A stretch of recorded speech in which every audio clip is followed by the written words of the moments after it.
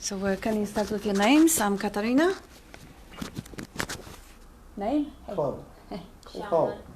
Mel, Tony, Chris, Rondi, Justin, Mary, Terry, Tony.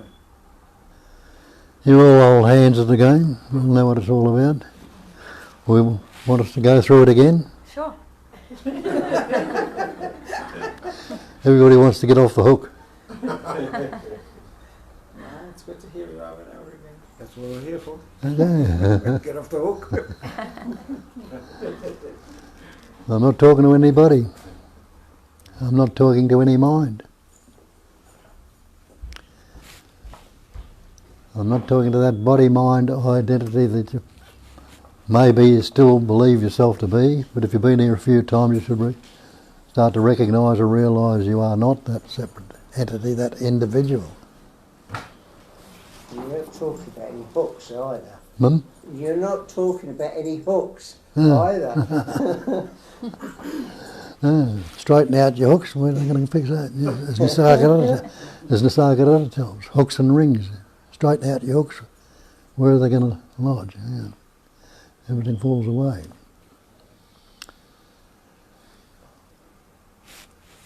That's what they call non-duality, and it seems to be the great thing these days is non-duality going around. What's non-duality? It implies that they pointed out by saying it's one without a second, not two. So it's what they're simply saying, that everything is that one. And there can't be anything other than one. If there's anything other than one, it's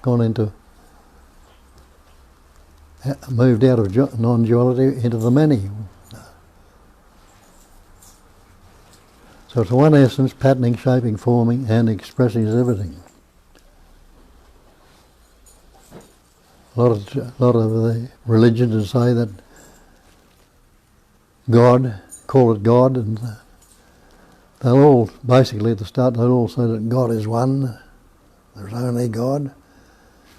But then the one problem is they put different labels on this God. It can be Krishna, Brahma, Christ, somebody else, this one or that one.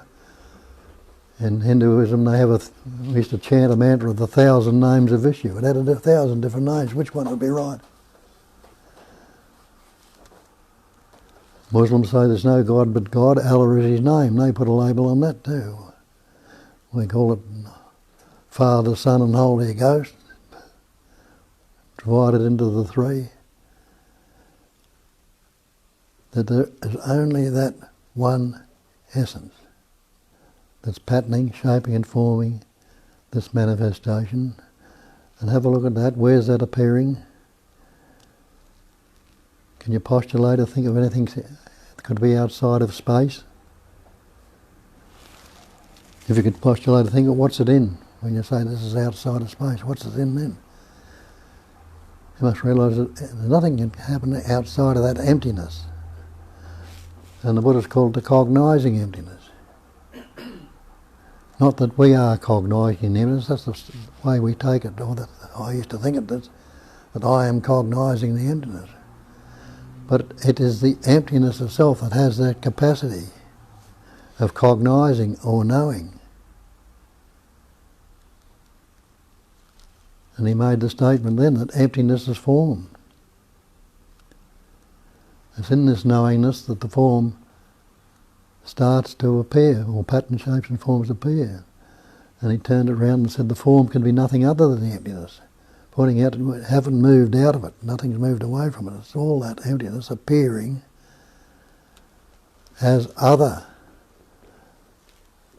And what's appearance? Appearance is a phenomenal expression or understanding or manifestation. And if the emptiness is form and the form is emptiness, it must be that emptiness itself that is cognising it. It's appearing in that. So that emptiness or no thingness is seemingly suffused with that effulgent or light or intelligence, in which pattern, shapes and forms is a subtle vibration in it, seemingly somewhat of a throb or a movement that forms all this manifestation. And they call it a phenomenal manifestation. Definition of phenomena is that which appears to be. Although it seems solid, substantial and real, its appearing only, patterning, shaping and forming. Well, what's happened to that? We've got this idea we are these separate entities, these individuals, these persons. But they tell you, a lot of the scriptures will tell you that the person is not the reality. Where did the word person come from? Where did that word person come from? Come from persona, the mask. And I think it is in Latin. So we've taken on this idea of person and made it labelled it on this body-mind as a separate entity. And it's not recognising it's the conceptual image or mask we've got about ourselves, a mask of concepts, and we take that to be real. And we're seemingly functioning from that point of view and get locked in all the psychological problems, the fear and anguish and all the rest of it, that are with us most of the time. Instead of being in the natural state. What's the natural state mean? As in nature. Now, does nature know anything about a God or a separate entity at all? Have a look out there and see. The earth's rolling around the sun, seasons coming and going, tides coming in and out, it's all functioning naturally, inevitably. And in that manifestation there can be tsunamis, droughts, ice ages, all sorts of things, like volcanoes exploding and imploding, all sorts of things going on in it. But unless we're putting these labels on and taken to be separate and apart from it, has nature itself ever been corrupted or contaminated by it? We think we're going to fix nature. Hey, how you doing? But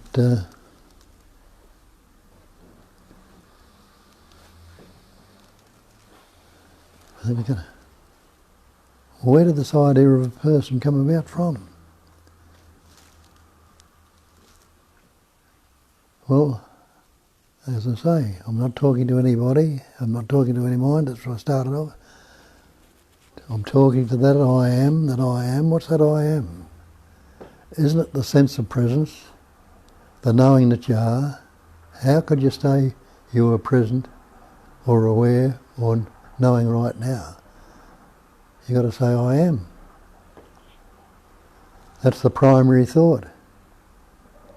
A vibration, a sound. It's translated the thought I am. And you can't do much with I am on its own.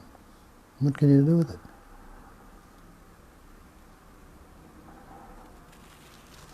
Well, you've got to put words or labels on them.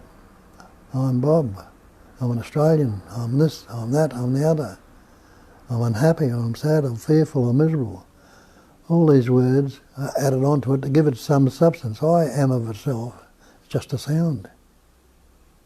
Got no substance or any independent nature whatsoever. So we put this, we learn other words. And that's what you need to understand, that every word you've ever spoken or ever likely to speak has been learnt. It's been acquired along the way. Go back as far as you remember. Can you remember your birth? You can't remember your birth because you had no words at that stage. You can't remember the growing in the womb. And you don't remember anything about your life till you're about 2.5 years old, when the capacity of reason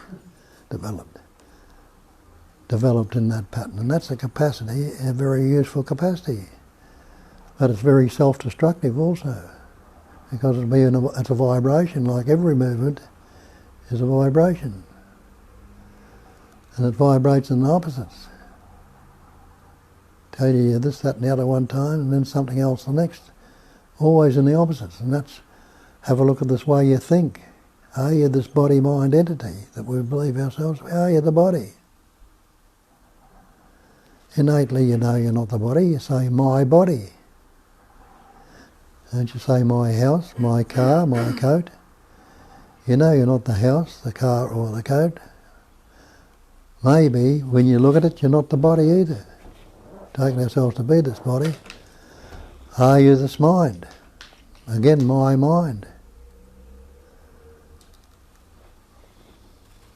Well, have a look, investigate. What's this body made up of? And you'll realize this body's made up of elements: air, earth, fire, water, space. Just like the elements around you in space. And you realise that everything, all these elements can be broken down, put it under a microscope, and you'll see the seemingly solidity and the substance in it will fall away into the emptiness, into nothingness.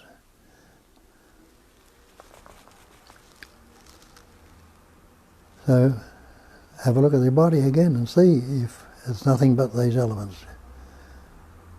Take the elements out of the body, see if you can separate yourself from those elements. Can you separate yourself from the air? It doesn't have to be a Rhodes Scholar to see that. If you stop breathing, how long would you last? You know, body's 80% water. If you stop drinking, when you're thirsty, stop drinking water. See how long you'd last then without that water. The body temperature, the fire. You'd get hypothermia and die without that element. Get out of space. Can you get out of space? They've been to the moon and so-called moon and back, and all those floating around in space and planes and things like that. Ever got away from it or out of it? No. So you can't be separate from that either. So you can break it all down into elements. And those elements can be broken down to subatomic particles into pure energy.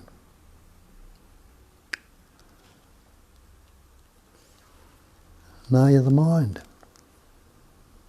Again, you use that term, my mind. We use that commonly. Everybody thinks we are this mind, don't we? Well, show me your mind. Anyone can say, this is mind. Is there something there that you can grab or grasp? Something solid and substantial, you can say, this is mine? Well, you realise there's nothing there that you can call mind apart from thoughts, feelings and emotions. All these things take place in this thing called mind.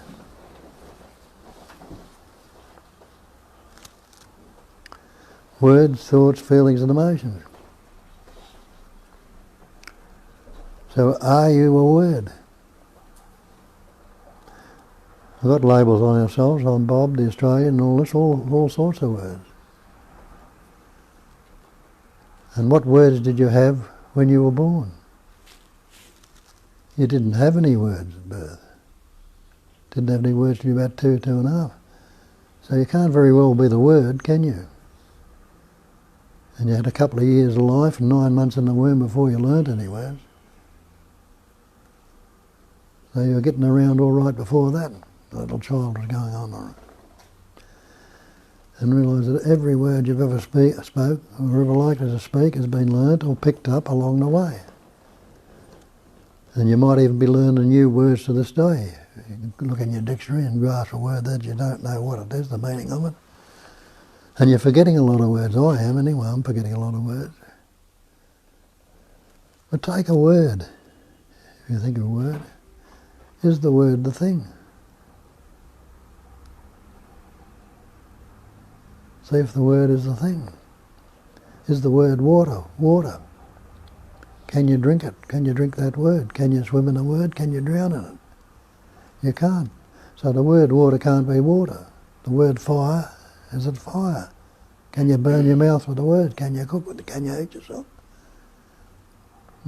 So again, when you say my body, the word. are you those words? But we've learnt words, and words can be very useful. But investigate the word also, and see how the word functions. Thinking, what we call thinking, expresses as words, concepts, ideas. Concepts are just mental constructs also. Words are just conceptual images.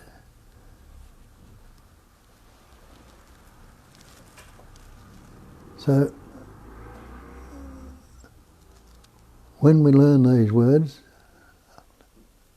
we start to learn words from our parents and see how it functions in you, in that body.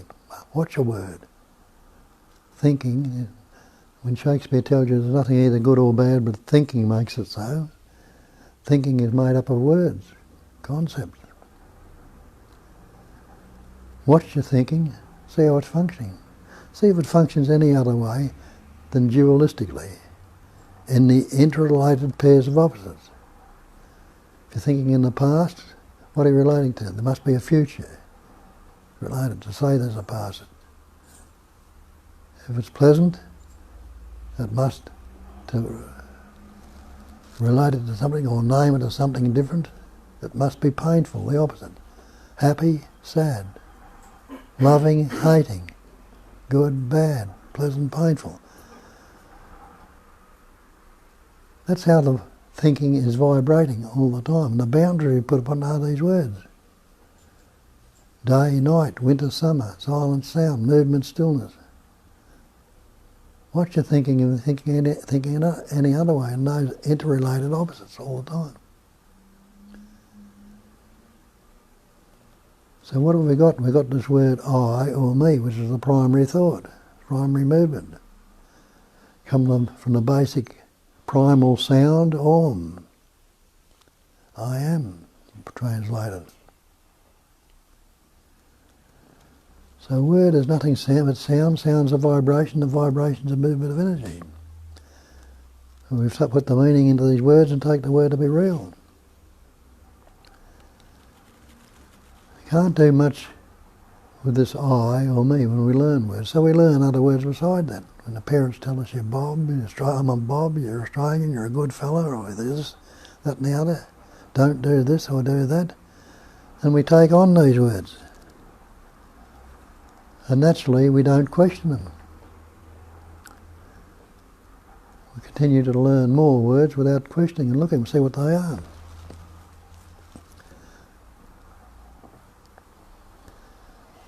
So you can't do much with I or me, so what do? We add on to these words.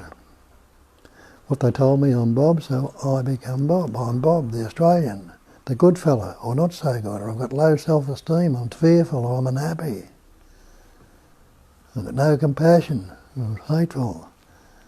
All these different words come up, which I add on to that I thought, because you can't do anything at all with I.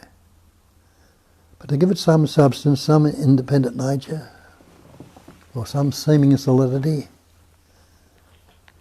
we add these other concepts on it and form a mental picture or a conceptual image of what we believe ourselves to be. That's all it is, a conceptual image. But it's reinforced day in, day out, not only by ourselves, but our parents are reinforced it for us in the first place. Then our schools, society and nation, purely and simply because they haven't questioned it either. They go along with what they've been learnt or picked up. And we've got this conceptual image as me, Bob, the Australian, the good fellow, not so good. And not only do I get this conceptual image about myself, but then I put it onto the others too. Get a conceptual image, a concept about them, a conceptual image of what I think they are or how they are and all that. Conceptual image about everything in this manifestation. And it's not pointing to the reality of the thing, it's pointing to the image. And nothing can trouble you except your own imagination, as I got to tell you. Imaging in. And that's what we're talking, making mental image. Imaging in means imagine, break it down. imagining all these seeming solidity and substance to vibrating patterns of energy, which you can't really see. It's just a ripple or a throb or a spontaneous, subtle movement, seemingly now solid and substantial. And we relate them to this conceptual image we've got about ourselves. And I like it if it's something I like and it appears good, I'd like it. Or I don't like it. I'm fearful about it, I'm anxious about it, or I'm unhappy about it, I'm depressed about it. All my psychological suffering comes about from that relativity. Relativity is relationship. And relativity or relationship is duality, me and the other. So all our problems about this conceptual idea of the dualistic patterning, shaping and forming of everything. Everything is relative to that. And whether we like it, we don't like it, we're unhappy about it, or sad about it, or repressed, or guilty, or jealous, or envious, because we're relating it to this image that doesn't fit. Something comes up and I like it. How do you know? Well, I've had this feeling and sensation before, it's good. And we want the good all the time. We don't want it to go in the bad. Not realising no matter how much you like it or love it, it's going to change. It's a vibration the same as everything else. All this manifestation is a dualistic appearance. But the appearance is not the actuality of it. Phenomenal manifestation. I like it, we don't want it to go. What do we do in trying to keep it there? We resist it. There's a subtle resistance going on. We've got to hang on to this at all costs, not realising that it's transient. The whole manifestation is transient. It's constantly changing. This body you walked in the room with, you might think it's the same body. Unless you question it and had a look, then you realise that the body's changing with every breath you take. There are thousands of cells dying in it right now and being replaced. And you only got to relate it back to some past memory, investigation. What was your body like 10 years ago? Or last week? Or last year? And then the things that were going on. You realise it's changed. It's constantly changing, even as these words I'm saying right now are changing exactly all the time. Nothing static or fixated about anything. So that's why we can't keep up with life. Because we've got this dead image that when something comes up, it's related to this dead image. Something that's dead cannot keep up with the living. And the living is constantly changing. Like a bucket of water out of the river. Put a bucket of water out of the river and put it on the bank, what happens to it? It'll stagnant. It's no longer moving. It's dead. What's happened to the river? The river hasn't stopped running. It's continually flowing and changing till it finds its way back to the ocean again and forms back into the ocean. Why would you call it a river if it was the ocean? We break things down, and you can break that river down to creek, gutter, all sorts of different things in. We put different labels on the same stream of water that's flowing.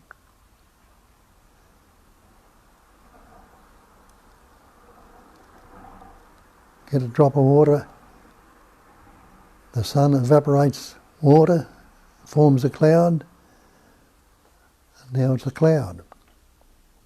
The cloud condenses, comes down as rain, or forms ice and snow and it becomes solid. Melts again and falls back into water. Transient, changing, coming about, but the essence of it is always the same. It's never changed its true nature. Look at this body-mind, something comes up you don't like it. What do? You want to get rid of it, so you resist it again. You see that there's constant resistance, conflict and uneasiness or anxiousness or fear going on all the time. Very seldom there are moments of happiness, spontaneous joy or sense of well-being come up. and you like them, you want more of them, or love or compassion, whatever labels you like to put on them, they are right. How long do they last? They don't last very long at all. But the thoughts we have, when you get downer on somebody, you don't like them, or you resist them and all the rest, you hang on with those for weeks, years sometimes. Beat ourselves up with the word, the conceptual image. That's your psychological suffering. And we say that's not necessary. Not necessary.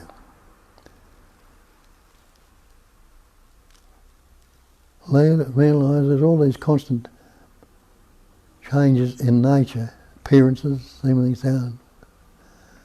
But there's nobody out there that clings onto them and resists them and keeps them there. They're free to move on, and they do move on and change. When you start recognising this stuff and learn to leave everything as it is, let it be as it is. It'll change also. It's only by fixating on it, keeping it there, that it hangs around. So, memory can be very useful.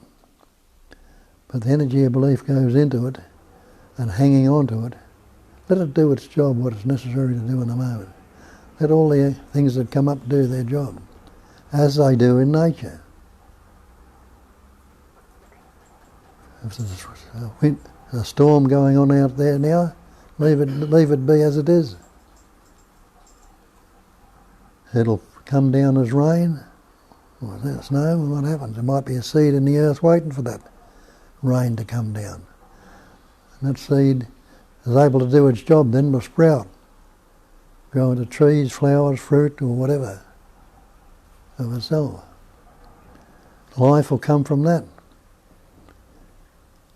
So everything is in this manifestation, in this appearance, patterning, shaping, forming, has a place. We don't have to do away with it, or say what you can't do away with it, but you can recognise the essence of it all, and realise that basic essence which we've called spirit. And we put this label spirit on gods, and angels, and all sorts of different things. But spirit, opposite of spirit, is matter. And all spirit is a subtle expression, and all that matter is a condensed or solidified spirit. So still spirit seemingly solidified into something substantial and solid as matter.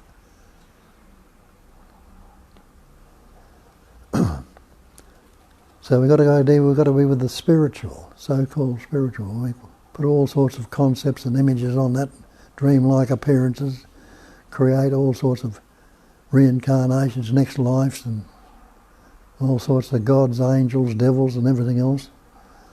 All mental creations or mental images. Instead of being that spirit or life essence. Life essence with all forms of life, no matter what it is, appear, play around, and disappear back into energy. I call it, for want of a better term, but it's not even that. Energy is light. That's another term for light. And you use that term, the natural effulgence of being. Let your eye be single, and your body shall be full of light. If then trying to say that. In other words, seeing that one essence that you are, and that body will be full of energy. Christ said, I am the light of the world. He wasn't talking about himself, he's talking about that sense of presence, that I amness, in which the energy appears and the world appears in that energy, that light. So you are the light in which the world are too. And that light in that body, or energy in that body, enabling you to see, hear, taste, touch and smell, what would you be seeing of the world if that wasn't there? Nothing whatsoever.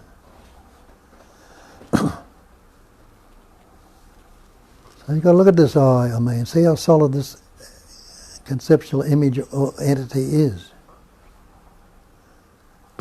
Break it down and have a look at it. You're seeing right now and you're hearing right now.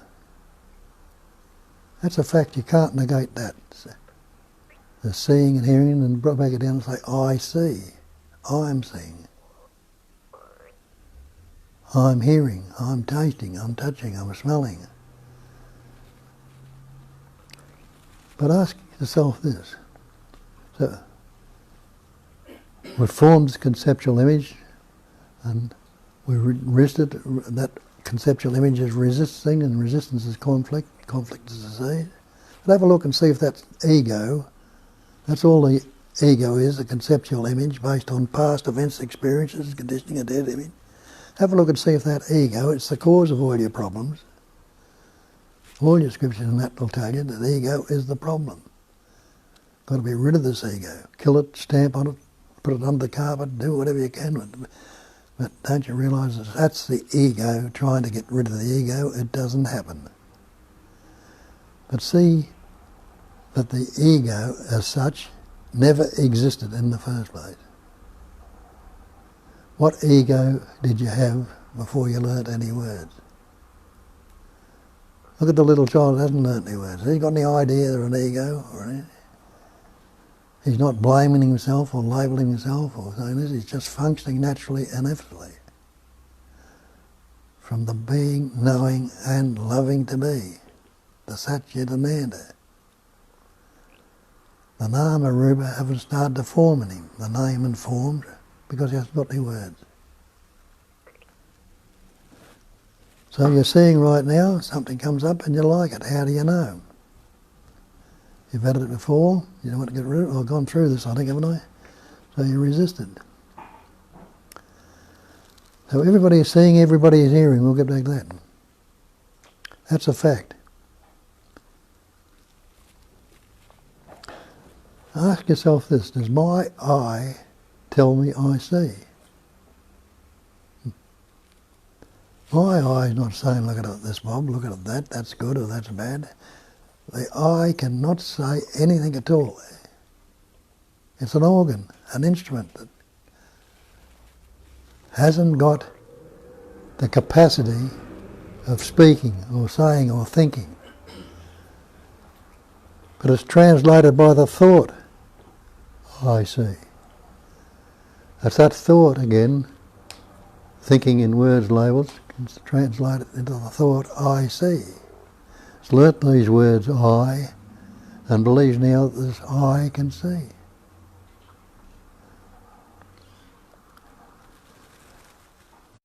But does it?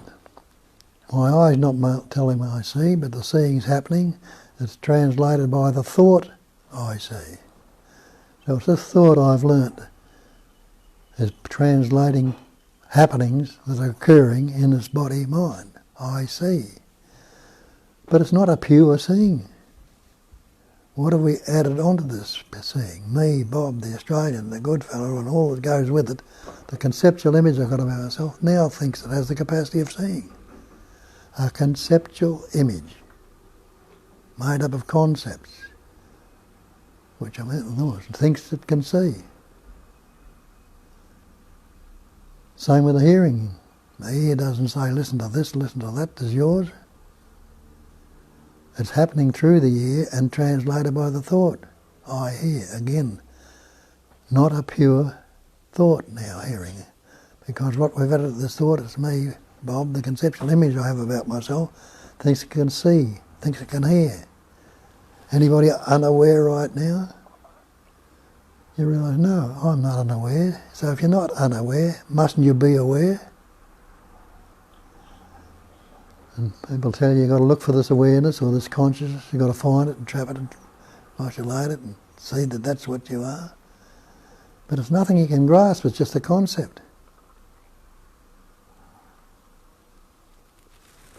So the ear's not telling you I hear. It's the instrument through which it's happening, I is not telling you I see. But ask yourself this, can that thought, I see, which is translated in the saying, can the translation of that saying, I see, can that thought see? The thought can't see at all. Okay. Close your eyes and look around the room and see what you can actually see with the thought. Prove these things to yourself. then nobody will have to tell you. Once you look at these things and investigate and recognise that essence that you truly are, which is not this egoic entity we've taken ourselves to be,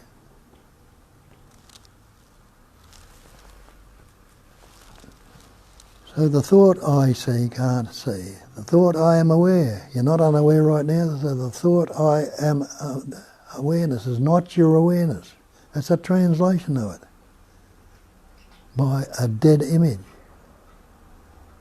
The thought I choose. We think we choose our thoughts. What's your next thought going to be? Did you choose it? Come on. So you look and investigate, you see this thought up entity can't do anything. It can't see, can't hear, can't be aware, can't choose, can't do anything at all. It's a fiction. In recognising that, recognise it and see. See if you disappear then. See if you fall away. See if it's the end of you. It's right, if I let go and don't go follow my thoughts out, it'll be the end of me. But if you never thought, you with this entity never thought a thought in the first place, and thoughts have come up, don't you think they've been acquired and they can be very useful, but if not understanding them and not recognising them, they're self-destructive, and that's the problem. Non-cognising, we're not recognising them. Seemingly lose sight of it, we think it's gone. But it needs to be looked at again and recognised. That's recognition, is recognising and cognising it again. And remember, it's the cognising emptiness, that everything is flat and shape and form. And the cognising is another term for cognising, is knowing. Anybody who is not knowing right now, you realise, no, you can't say I don't, you can say I don't know. But how would you be enabled to say that if the knowing in itself wasn't there? So not I don't know is not it. That's just a translation of it, like all words are just a translation. But the basis is being or existing, consciousness or awareness, and happy to be. Satchitananda, as they tell you in the scriptures. And the other two factors, nama rupa, the name and form, the egoic, are fiction. Just conceptual images or patterns that have no substance or any independent nature. But we put the energy of belief into it and we beat the hell out of ourselves with a word. A word. Oh, I'm fearful, or I'm anxious, I've got no compassion, people don't like me. Beat ourselves up with a word, which is not the thing. If you consider that necessary, go ahead, keep doing it.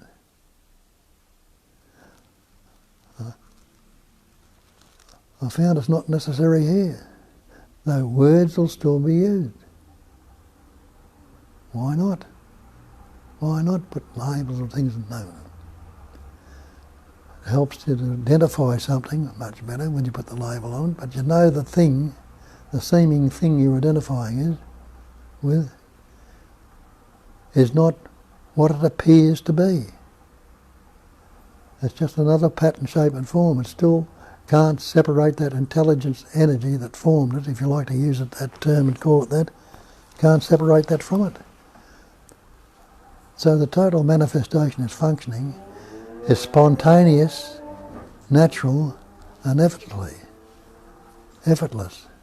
going along effortless, just as effortlessly as that breath you just took. There's a heartbeat that's going on in your body, the foods that's being digested, hair and fingernails that are growing, cells being replaced, earth going around the sun, seasons coming and going, tides coming in, planets forming, galaxies forming and imploding and exploding. Constantly transient, constantly changing, nothing static about anything. Shiva Shakti they call it. Shiva the static aspect, Shakti the female aspect they depict it as, dances in the world appears. And they call it the dance of Shiva. And isn't dancing a happy event or a joyous event? So dance in the joyousness of life. not in the depressive, despondent state of the separate individual me.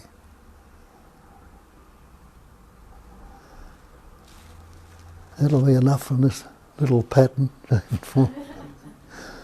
you've all got the same intelligence energy, and surely some of you have picked up something after all this time. If you have, tell us about it. If there's something you've got doubts about, question them, and somebody here will put it in a different way where it can be recognised and registered. That's what it's all about. There's no body or no person in this room who is not that. But there might be a lot of so-called persons or people or individuals who believe they are something other. They are this separate entity, this individual, their person. And so question or doubts or argue about it, do it. But anyway, get into it.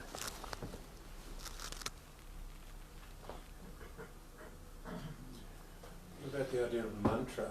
Mantra is a word that has a different effect on You can repeat a mantra forever. But a good thing about a mantra, it'll keep your mind one pointed to a certain extent, if you repeat nothing but that mantra.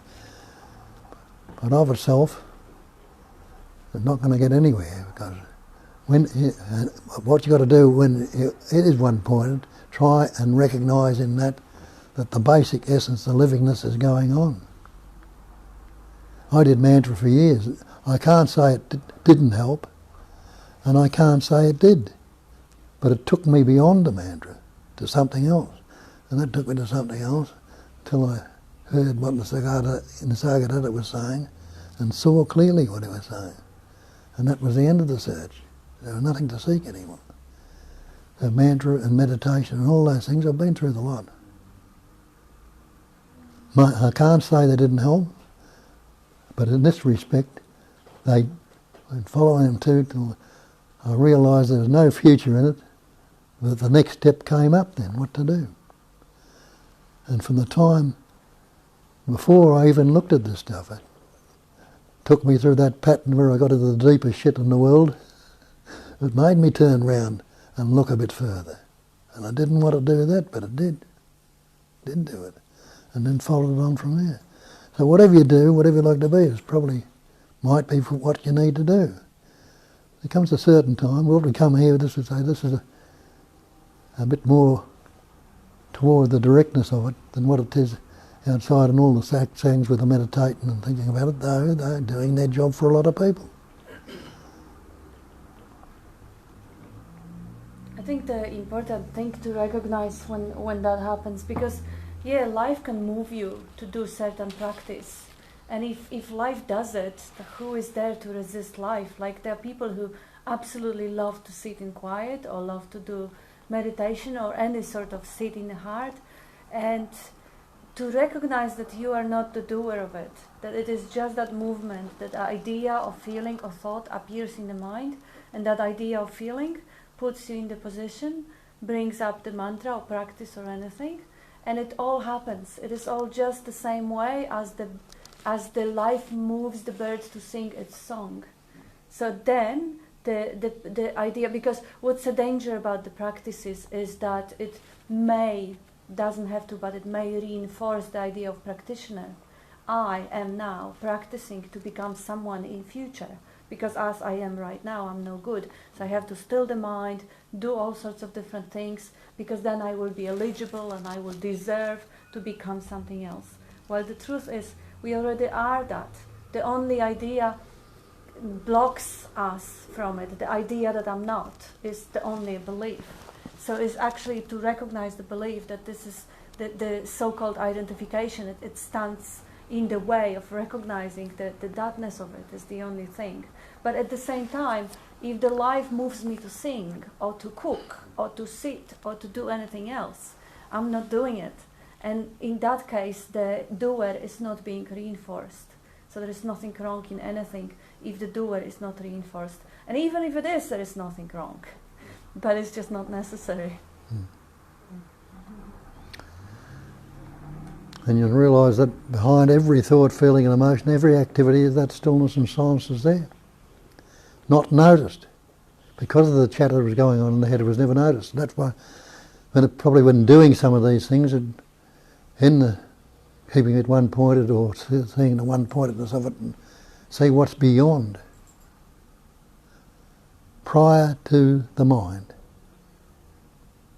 or thought, or feeling. And you are that great basic screen in which all these thoughts, feelings, emotions appear on. Realise that. And you can't separate them. Try and cut space. Grasp a handful of space. Try and find a centre to it or a circumference to it.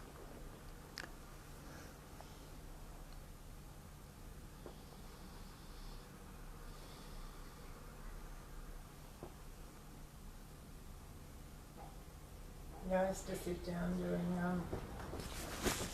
some meditation techniques that I was handed by another teacher. And one day I just realised that I just am.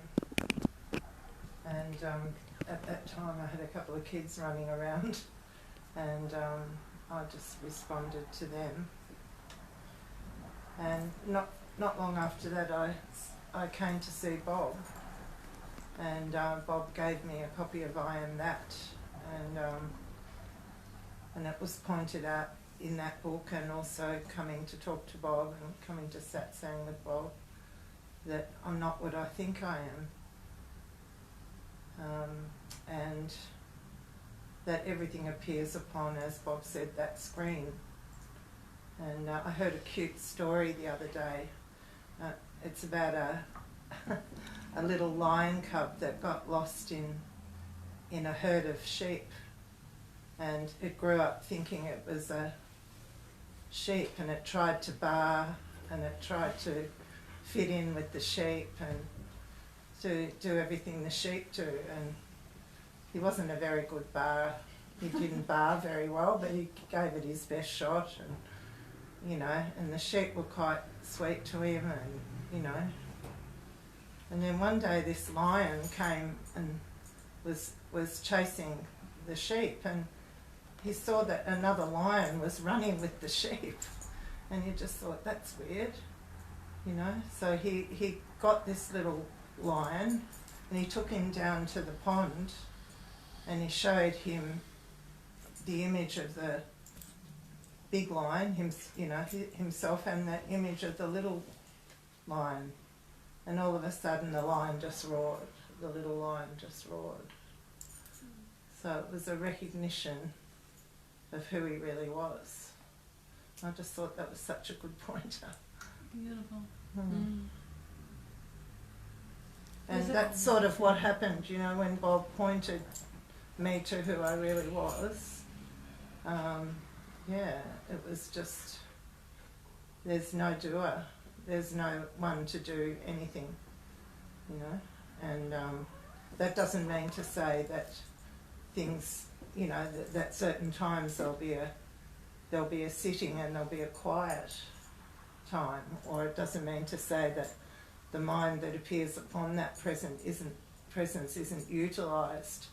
It's like you're an action figure and you're spontaneously watching the actions that are responded to, but there's no responder. Yeah, it's just, it's awesome. There is a question from someone who is watching with us, and he is asking, or she, I don't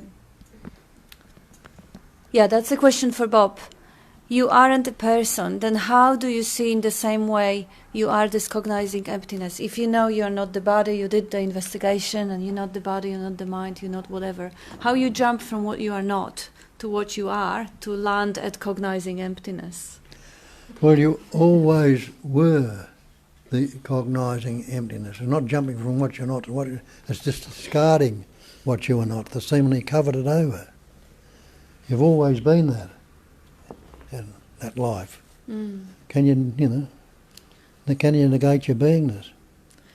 Yeah. Everyone in this room knows that they are. Yeah, I guess the Just discarding the cognizing conceptual image that you believe yourself to be. The ego. cognizing emptiness may be confusing. Yeah, the thing is, we cannot actually know who we are.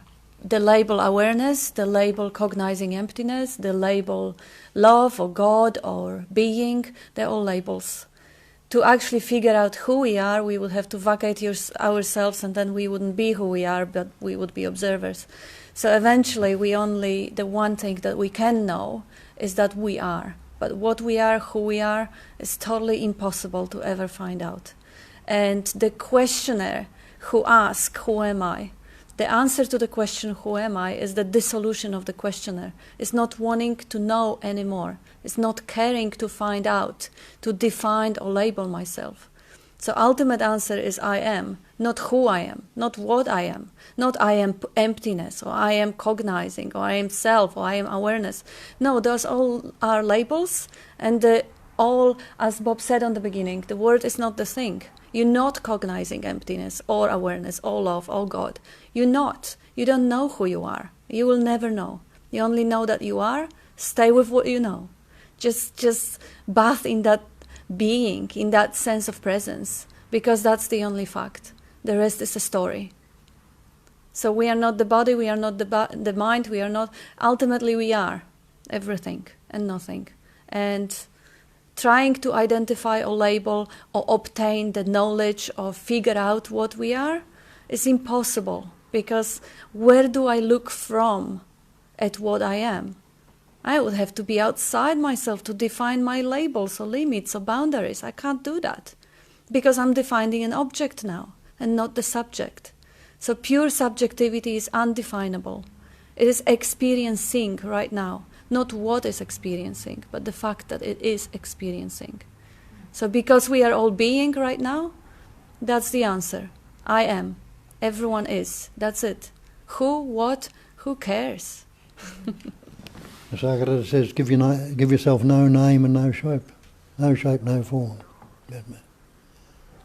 Can't negate your beingness. Can't tell me what it is either. Mm. And what Bob said before was, we're not the person. We're not the persona, which means image. We're not that person. So,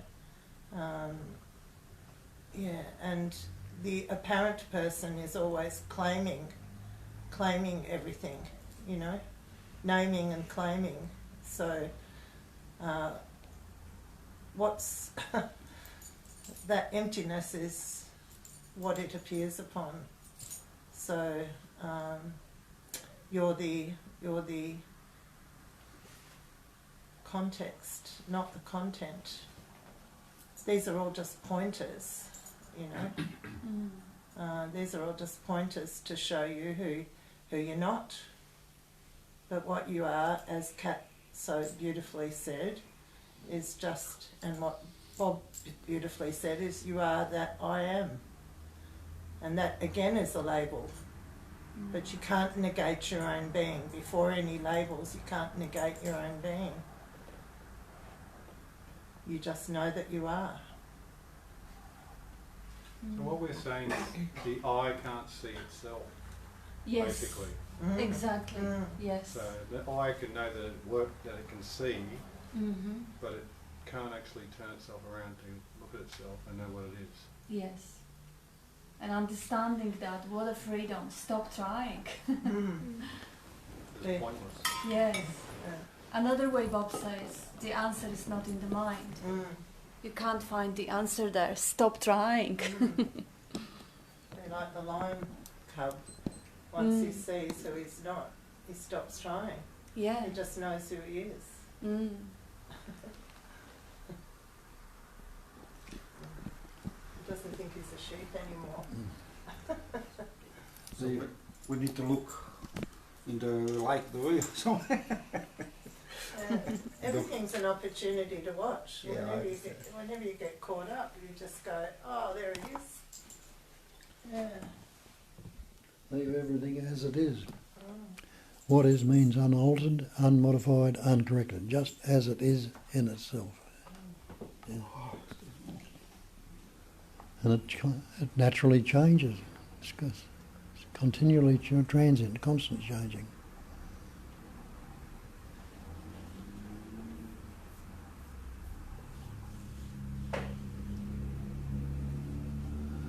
No preference, no partiality, no comparison. Banky told you that in the 16th century. He called it the unborn Buddha mind.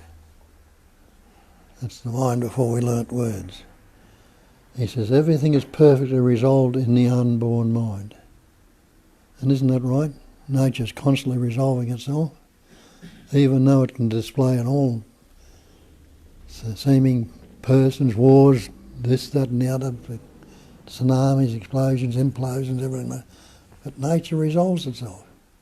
Been ice ages, millions of thousands of so-called before in a spontaneous movement. But nature resolves itself. He says, why exchange the unborn, leave it, for thought? And isn't that what we do? We think we can alter it, modify it or correct it with thought. But there's nothing good or bad, but thinking makes it so. Thinking can be utilised, but it won't be the entity utilising it, thinking they might believe it to be. If that wasn't the way it expresses, it wouldn't happen at all. Which of you can, as Christ told you, which of you by taking thought can add 1 cubit to your stature? Take no thought for your life, what you shall eat, what you shall drink, what you shall wear. Look at the birds in the field, they don't gather into barns or sow crops or things like that. The lilies in the field, the colours in them, even Solomon in all his glory couldn't array himself like one of these. And you see the beauty and wonderment of nature as it functions. And you can see the capacity of some of these things, you know, that can change colour and do all that. They mightn't have the capacity of reasoning like we do, but the way they turn out and live, the colour and everything, quite useful.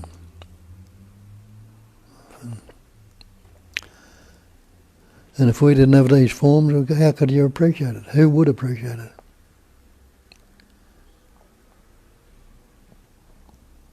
And also that, because there is this popular question that is hated by every seeker, who wants to know or who cares?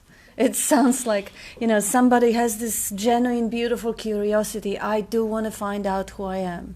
Who wants to know? That sounds like a slap in the face. But this question is actually can be really, if it's put out with the compassion, it is a beautiful question because it actually brings you back to the core of where is that curiosity coming from? Who is that questioner? Who is the one who is so genuinely in love with the truth that wants to find out who I am? They told me I'm cognizing emptiness. Okay, how do I find, how do I experience that? This is a beautiful stream of devotion towards the truth. This is the investigation. When I ask who wants to know, I'm not slapping anyone in the face. I'm actually encouraging, have a look. Have a look, because this is really where the answers sit. See, who is that one who is longing for the truth? Who is that? Perhaps you find just the longing, just the desire to find out to who I am, just that genuine stream of devotional love for the truth, who I am. Is there anyone on the end of the feeling? It's just like seeing, like Bob was saying, seeing divided by the seer and the seen, while there is just seeing happening. Now the longing is happening. Is there anyone on one end of the longing and anyone on the other? Or is it just the movement, just the genuine desire to find out the truth? Who wants to know? Who is the questioner? Who is there desiring to experience the cognizing emptiness? And see if there is anyone there. Because if there is anyone there, it's obviously not you, because you're looking at it. So who is looking? And now you can find out that there is the movement, the desire, the longing happening in who you are, in the emptiness that is cognizing it, the emptiness that is knowing about that movement. That's why we call it cognizing emptiness, because it's the space in which the longing or movement or desire for the truth happens. And it is known. So it is the knowing about it, because the desire is visible, is kind of cognized. So now the question, how am I to identify myself as cognizing emptiness? I don't have to do that anymore, because I'm the activity of awareness of the desire to find out who wants to know. And this is to be experienced, and this is to be rewarded, because I did hear that question, who cares? As a slap, someone superior, you don't get it. Yeah, you see, you're asking questions. This is part of the process, of the inquiry process, part of the seeking, that is really precious and really delicious. I kind of miss it at times. I can only have it right now through other people asking those questions. Who wants to know? Who is so curious about the true nature of things? Who wants to find out this pure subjectivity? Or who wants to actually... Because we're so accustomed to labeling everything. When I label things, I think I know what it is, and I don't have to be afraid of it. So I want to know who I am too. Like, then, maybe my fear will subside. But who wants to know? And who is the I? Now we have one who wants to know and one who wants to be known. Again, the split. Like, who wants to know who? It's laughable. It is. It's actually funny. It's sweet. But it's genuine. It feels so real. Well, that is a good inquiry, self-inquiry. That's an excellent one. Got me shaken up by that same question. Yeah. You ask yourself, who am I? Yeah. Ask yourself, who's the questioner? Yeah. It's a good point. Who am I is a question. Yes. Who's the questioner? I am. I am as a questioner. So, if I am is the questioner, and who am I is the question and the questioner are one and the same thing. Mm-hmm. So they both cancel each other out. What are you left with then? Without a question, without a questioner. Stop being, stop existing, stop being conscious, or stop being happy to be. You're the basic Satchitananda then. Without a question or a questioner.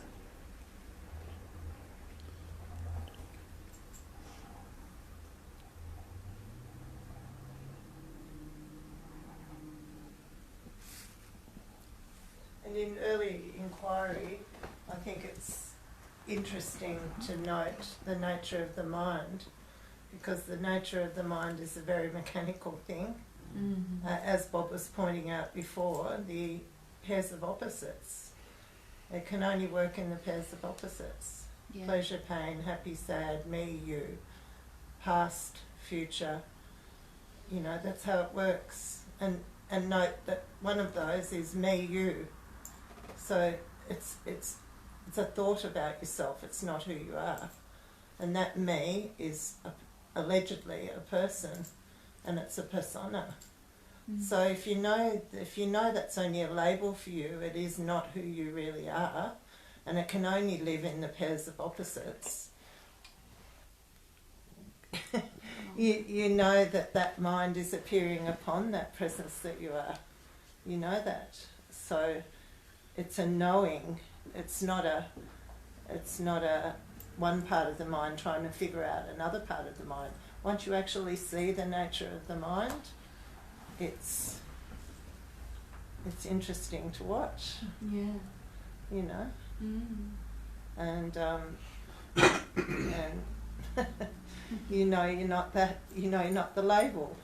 Yeah. And that wonderful pointer of Bob's, what's wrong with right now unless you think about it. Well, that sort of goes well with that understanding the nature of the mind, because it's just full stop. Because that nature of that mind can't live right here, right now. You've got to actually have a thought about it, It's because we're trapped inside the content of thinking.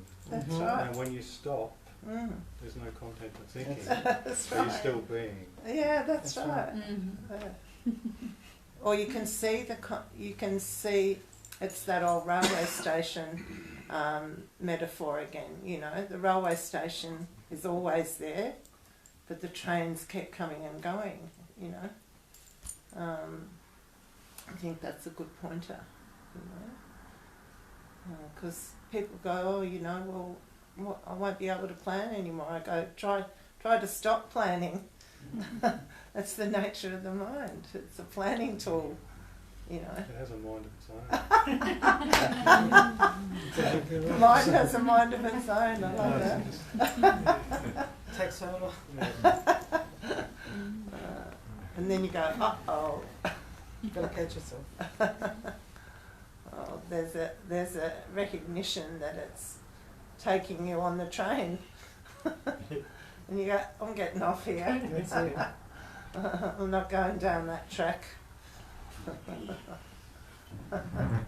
We actually hope that someone's going to tell us who and what I am. We're hoping that someone is going to be able to tell me who or what I am, and that's why we continue to ask questions. And that pointer that Kat was just referring to, who wants to know, is real. Like, that's far more real than any question that we could pose. Far more real. True that. Yeah, okay, there's a question that seems to be a questioner there. Let's focus on that rather than answering your question, hoping that you're going to get some answer that's going to wake you up or have you realise who and what you are. It can't be described. It wouldn't matter what answer one was given in relation to who you are, you're not going to buy it. Because it's got to be your own direct experience to know. You got to see it. You've got to see it. So it wouldn't matter what anybody said, you know. So, I don't know, what's the difference between awareness and consciousness? I mean, fuck. We could sit there for ages chatting about that, or we could get to the real point. Who wants to know that question? And I love your pointer of wake the fuck up. Has to put that one. I haven't said that one for a Oh, while. I like it though. Well, maybe you've got to keep at It's it. a great one. Rough. Yeah, it's a bit rough. It's like that Time line. for a It's book. like that. It's like that old lion telling the little lion who he really is. Well, Bob gets everybody laughing, and that's all right.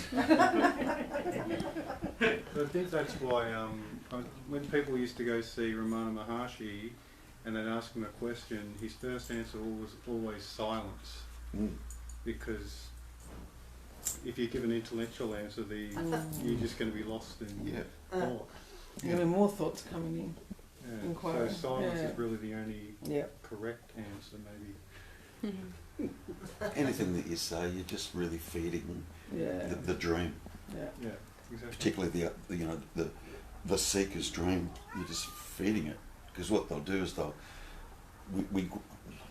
what we do is we grab onto different ideas and different concepts and tuck it away in our head and go, yeah, okay, I've got that. And then eventually people get to a point where they go, okay, I've seen all this stuff, I understand I'm not the mind, I'm not the body, I'm not the feelings, I'm not anything, but I still feel like I'm here. Why do you think that is? Because all you've done is accumulated knowledge. Correct. It's purely an intellectual understanding at that point, because it all makes sense. It all totally makes sense. Yet, me still feels like I'm here. Where do you go from there? I nearly said it, didn't I? Very good. I saw that. I was holding But you really, back, that's all. yeah. But where do you go from there? Where do you go when you've exhausted the intellect? You've looked at all the pointers. You can see the pointers, yet you still feel like you're here. which is, I don't know where else you expect to find yourself, by the way. Like, really, So where do you go, brother? other than here. It's Yeah, just, look, in the it's silence. the dropping away of the self-identity. It's not the self-identity realising something or claiming something or getting something. It's not. That's why we ask the question, if a question gets posed, who wants to know that answer? Yeah, and Who yet wants to some know? people who are asking the question, they don't want to hear that. I know. They don't want to hear, who are you? Yeah. Take it back to, who am I? Or have a look for it. If you're feeling a knot in the guts and you're all anxious and you're caught up in a pattern, and you just sit down and actually look. Well, They that's don't want to hear that. well, you should, because that's the one that will get you out of it. That's right. But normally people don't get to that until they've exhausted the intellect, until they've exhausted it all. And that's why other pointers are useful. Yeah. So there can be a A stepping stone. almost it's almost like an exhaustion.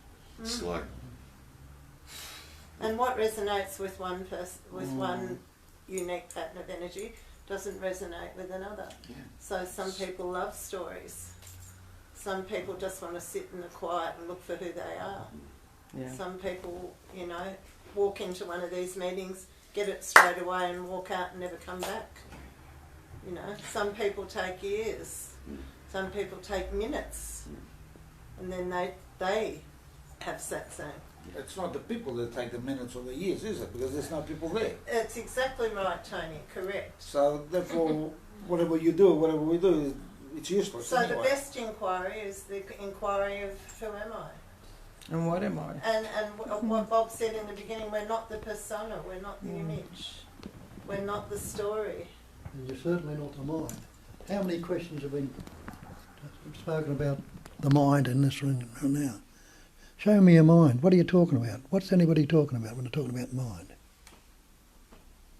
Is there such a thing? Krishnamurti says the mind is the past. And then somebody asked him, he says, if the mind is the past, can you... What did I say?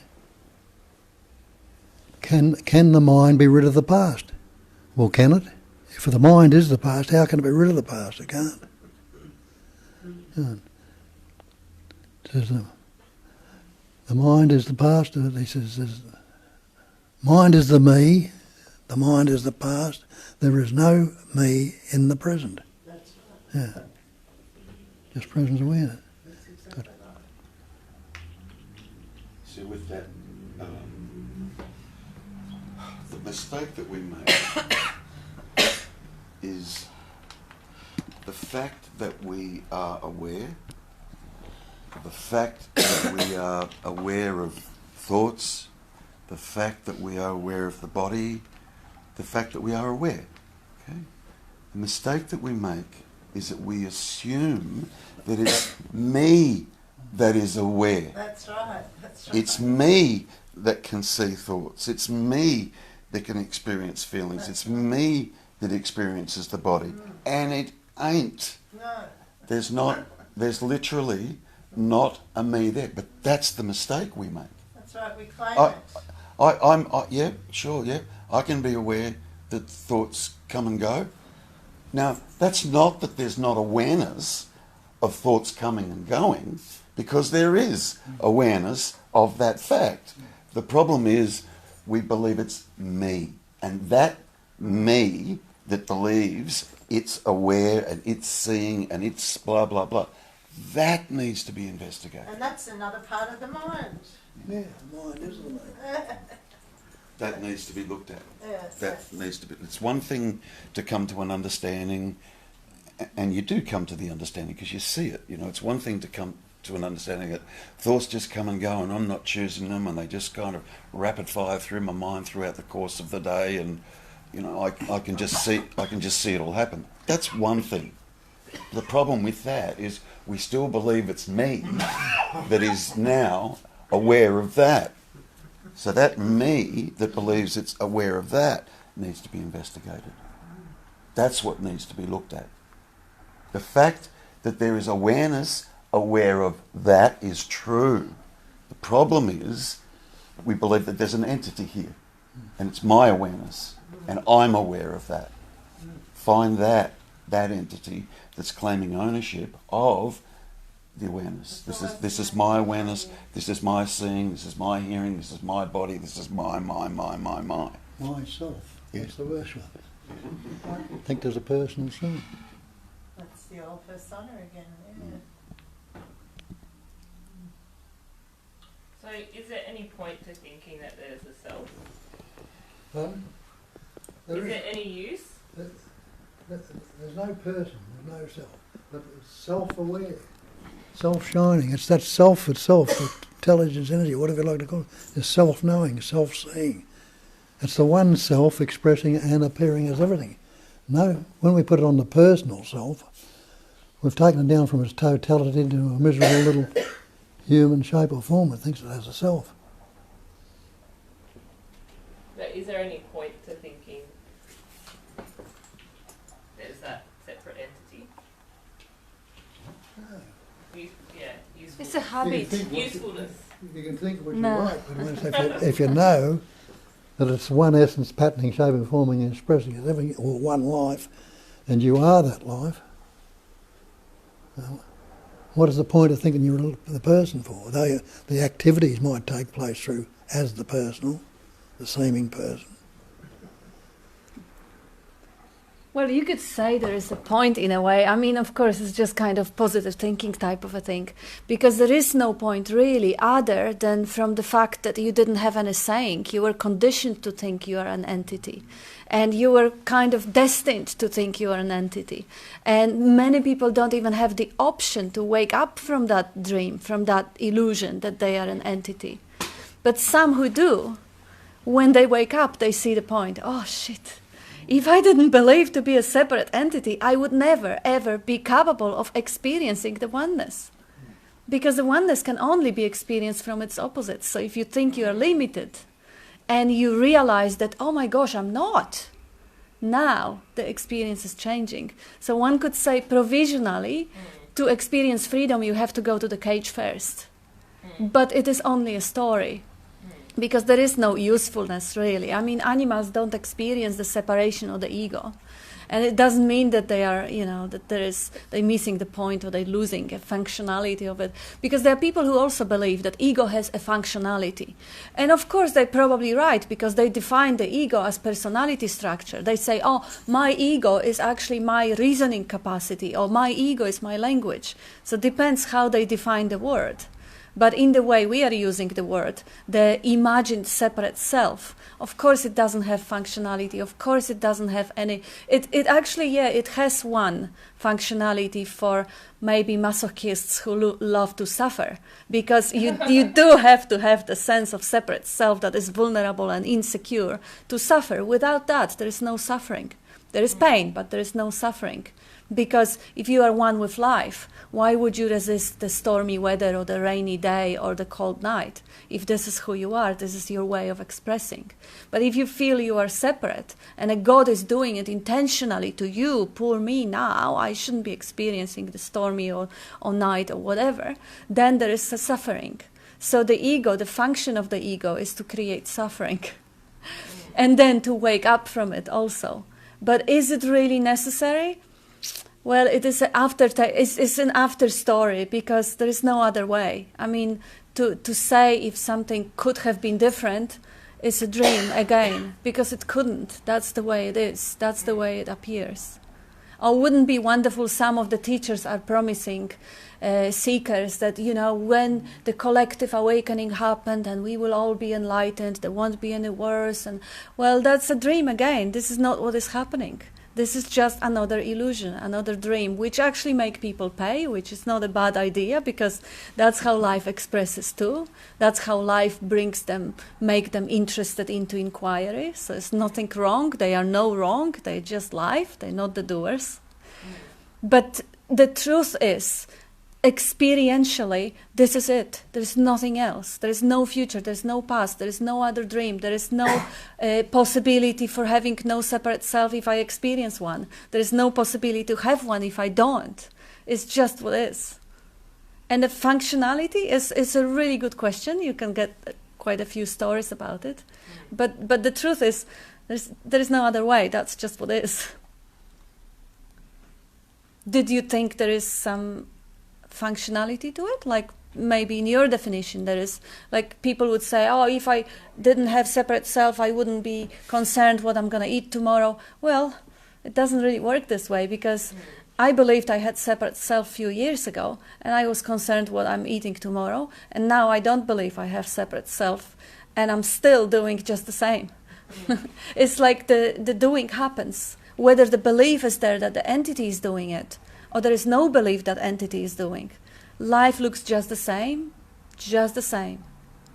The seeing is the same, the hearing, the thinking, the habits, even the way Bob, 42 years of clarity, moving his hands the same way he always did. But only the belief is missing, that there is someone there inside, some little entity, some dwarf or whatever it is, a phantom, or that is doing it. And there's a travelling lighter. Oh boy. There's a travelling lighter when you're not dissipating the energy on the identification with a separate self that's naming and claiming everything. There's a release of energy that happens here that is not utilised in, a story of the Jane and what Jane's going to do and how Jane's going to do it, when she's going to do it, and who she's going to do it to, and blah blah blah. It's like a travelling lighter. Yeah. Also, suffering is heavy too. Resistance is heavy.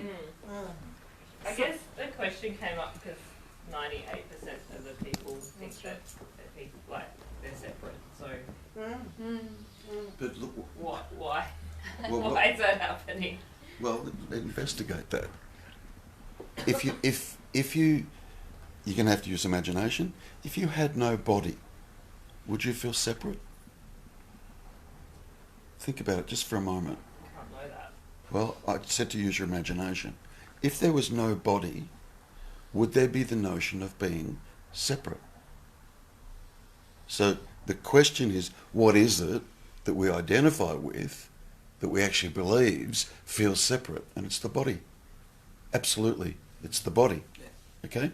Now, that being the case, what part of that body that's sitting there in that chair right now, or anybody in this room for that matter, but what part of that body sitting in that chair right now is saying, I feel separate and I'm scared?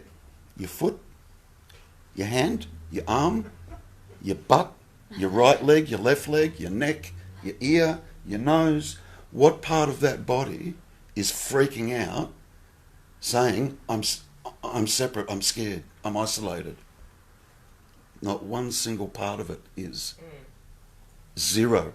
So the body actually, in reality, isn't separate from anything. But there's an idea or a notion in here that says, I am this body, and it's the notion in here, it's an idea that there's separation. There's a belief that there's separation. And because this same belief owns the body and says, I am this is mine, then it believes that the body's separate and I've got to protect it. It's a crock of shit. Really. When you look at it yourself, when you actually look at it, but you've got to look at it, you've got to do the work yourself. It won't matter what anybody says, won't matter what anyone says. It won't matter until you do the work and look for yourself. All of this is just verbiage.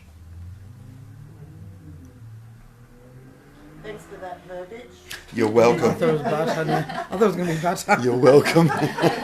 Butter. And it's quite probable that when you actually see it, you will still experience 99% of people in the world coming back from the sense of separate self, because that's how it appears to be. It seems like we are the only species with that reasoning capacity, and the byproduct of reasoning capacity, which is the labeling, it kind of separates the whole appearance. And and it produces stories. And for the awareness experiencing itself as a form, as a thought, as a sound, as a whatever, experiencing itself as a story is thrilling.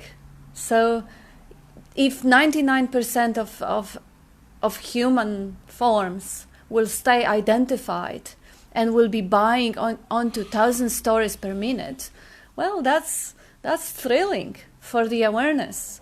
In certain points of consciousness, it may actually see the story for what they are, the stories. And in other points of consciousness, it may go totally for the ride. Why not? It sounds unfair from the human perspective. Okay, I'm a person, I want to wake up and I can't. That's unfair. But I'm not a person. It is just a dream. Awareness is dreaming. So from the ultimate perspective, there's nothing wrong if someone doesn't wake up. It's nothing wrong if awareness has that point of experiencing 1,000 stories per minute. Oh, this morning, oh my gosh, I'm feeling ugly, I'm stupid, I'm unworthy. And then somebody tells me a compliment. Oh my God, I'm not so bad. I'm actually doing quite well. Story about me. Now, okay, but my neighbors, oh, she didn't say good morning. She must be hating me. Now, this is all possible when you believe you are a separate self and you're obsessing about yourself and everything happened for yourself. So now, as a consciousness, what a thrill!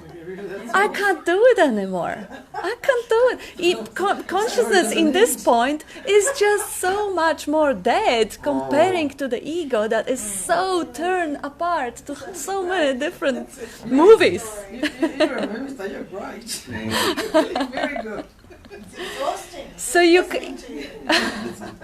you can actually, by waking up, lose all that thrill. But as a human pattern, you lose nothing, you just lose suffering. But as a consciousness, you're actually giving up on all that drama. Going harmony. Yeah, and you experience, of course, experiences right now are much more juicy and full without that drama, because so much more attention is actually with what is going on right now, with the senses, with hearing, seeing, everything, the colors, the sounds, the sky. They are so much more beautiful in a way because they actually really acknowledged, they've seen. Whilst few years ago, I didn't really notice that much because I was too busy obsessing about myself, what I think and other think and whatever. So this was it's just kind of a shift into a different experience of the world. In one hand, nothing changes, and in the other hand, everything changes because of that subtle shift, which kind of brings the attention, releases the attention from that trap of self-obsession.